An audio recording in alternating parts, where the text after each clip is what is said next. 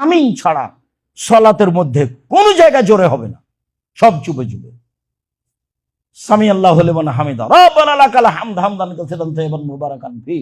একজন সাহাবী জোরে বলেছিলেন, তার পূর্বেও কেউ কোনোদিন জোরে বলেননি, পরেও কেউ কোনোদিন জোরে বলেননি। আর এটা সাহাবীদের নীতি ছিল না। তারপরে দুই সিজদার মাঝের দোয়া, আল্লাহুম্মা গফিরলি ওয়ারহামনি ওয়াহদিনি ওয়াআফিনি ওয়ারযুকনি, এটা ইমাম শাফি রাহিমাহুল্লাহর পক্ষ থেকে জোরে বলার কথা আছে।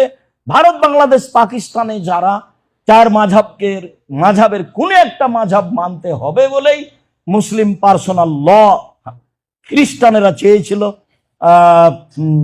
খ্রিস্টান শাসকেরা, ব্রিটেনের আসা শাসকেরা, তখন এই আহলে হাদিস যারা, তারা বলেছিল আমরা সাফুল মাসলাকের লোক।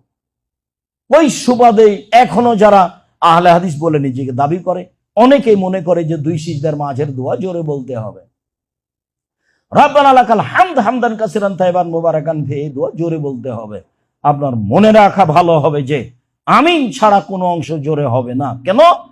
যে ব্যক্তি সালাত আদায় করছে সে তার প্রতিপালকের সাথে চুপে চুপে কথা বলছে।